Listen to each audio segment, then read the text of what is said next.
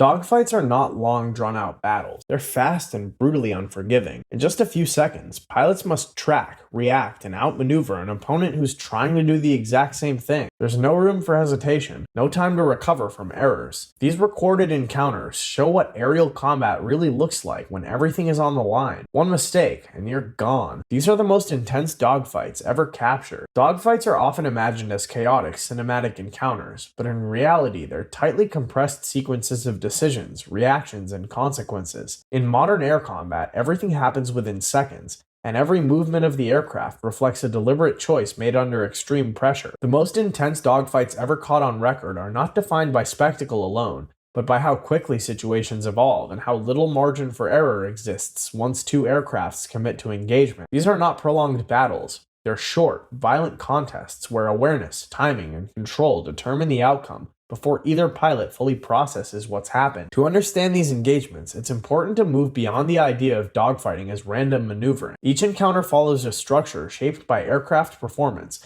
pilot training, and the tactical environment. Detection, positioning, and the first turn often matter more than anything that follows.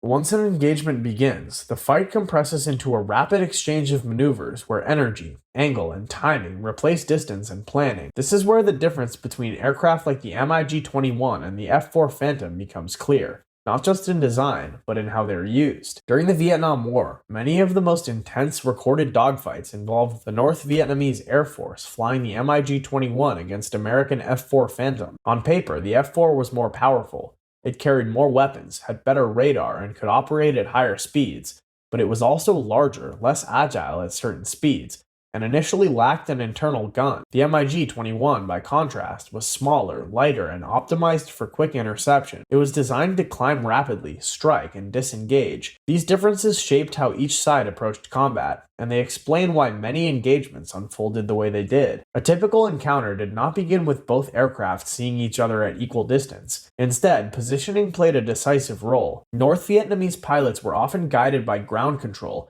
allowing them to approach American formations from advantageous angles. The moment of visual contact was usually abrupt. 1 second the sky was clear, and the next, an MiG was already closing at high speed. This is where the engagement truly began. Seconds decide everything. One mistake and the opportunity is gone, or the aircraft is lost. Once the fight turned into a maneuvering engagement, the limitations of the F-4 became more apparent. Without an internal gun in early variations, American pilots relied heavily on missiles that were not always reliable in close-range conditions. This forced them to maintain specific engagement parameters, often making them predictable. The MiG-21 pilot, on the other hand, could exploit tight turns and rapid acceleration to force the F-4 into unfavorable positions. The entire fight could shift in less than 10 seconds depending on who gained the better angle. In recorded engagements, one of the most critical moments is the first turn after visual contact. This is where pilots attempt to gain a positional advantage, either by turning inside the opponent's maneuver or by preserving energy for a follow-up attack. If the MiG-21 pilot initiated a hard turn at the right moment,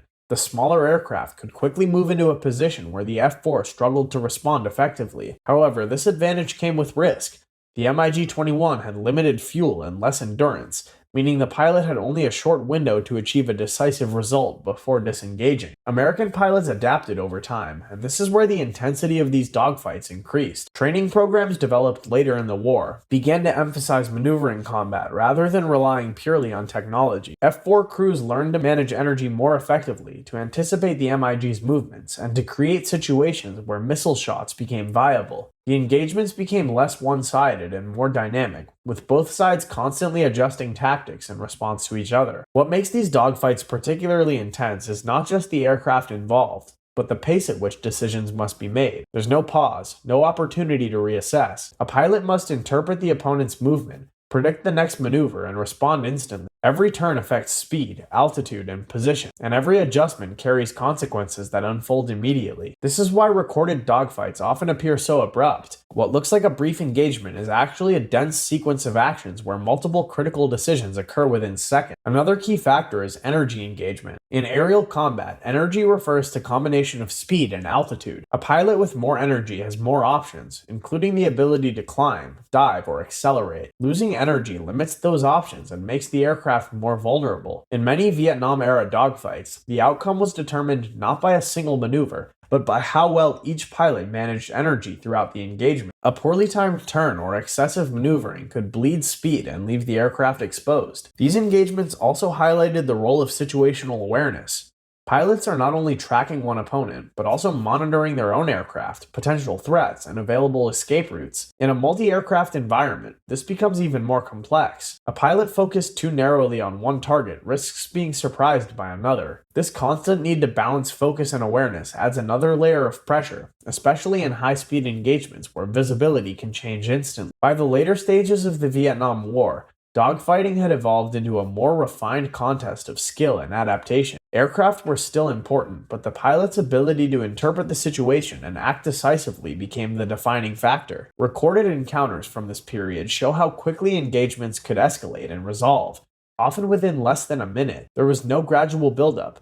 The fight began at full intensity and ended just as quickly, with little indication beforehand of how it would unfold. These early jet dogfights established patterns that would carry into later conflicts. The importance of positioning, the value of energy, and how the role of pilot decision-making remained consistent even as technology improved. The importance of positioning, the value of energy, and the role of pilot decision-making remained consistent even as technology improved. What changed was how these elements were integrated into newer aircraft and more advanced systems.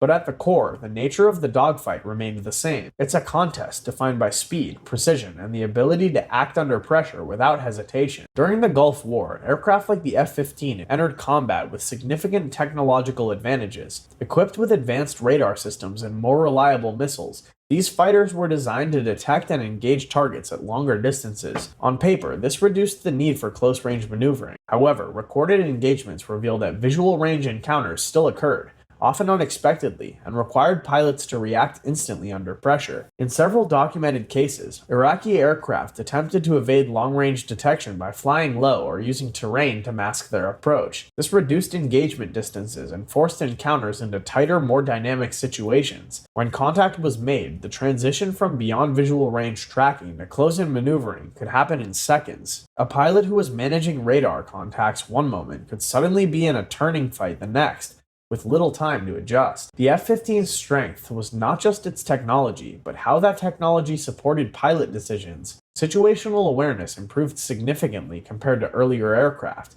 allowing pilots to track multiple targets and anticipate threats more effectively. But once the engagement compressed into visual range, those advantages became less decisive. The fight once again depended on positioning, energy, and timing. One of the defining characteristics of these dogfights is how quickly control can shift. A pilot entering with superior awareness can lose that advantage through a single misjudged turn or delayed reaction. Conversely, a pilot initially at a disadvantage can regain control through aggressive maneuvering and precise timing. These reversals often happen in moments that are barely perceptible in recorded footage, but are critical to the outcome. In more recent conflicts, the intensity of recorded dogfights is shaped by an even greater level of complexity. Modern aircraft integrate advanced sensors, helmet-mounted displays, and highly maneuverable airframes, all of which expand the range of possible actions during an engagement. But these improvements also increase the speed at which decisions must be made. Pilots are processing more information than ever, yet still operating within the same unforgiving time constraints. When a modern dogfight occurs, it often begins with a high level of situational awareness on both sides. Each pilot may already know the approximate position of the other before visual contact is established.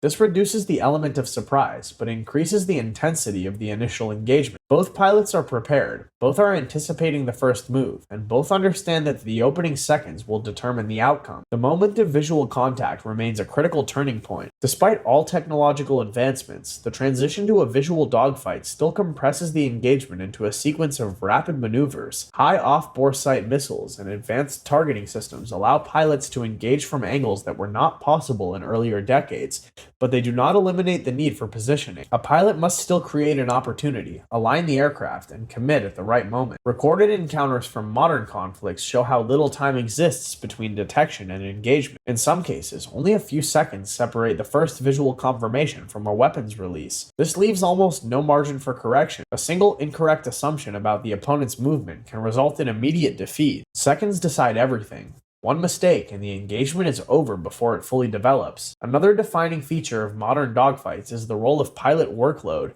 Managing sensors, communications, and aircraft control simultaneously places significant demands on the pilot. Even with automation, the volume of information can become overwhelming. The ability to filter that information and focus on the most relevant cues is critical. Pilots who can simplify the situation and act decisively are more likely to succeed than those who hesitate or overanalyze. Energy management continues to play a central role, even with advanced aircraft. High maneuverability allows for rapid changes in direction, but it also increases the risk of losing speed and becoming vulnerable. Modern pilots must balance aggressive maneuvering with the need to maintain high energy to respond to unexpected threats. This balance is constantly shifting throughout the engagement, and small miscalculations can have immediate consequences. These dogfights also determine how training has evolved. Modern pilots are prepared for a wide range of scenarios, including both long-range engagements and close-in combat. This flexibility allows them to adapt quickly when a situation changes. However, the fundamental challenge remains the same. The pilot must interpret the opponent's actions, anticipate the next move, and respond without delay. No system can replace that process. Across all these engagements,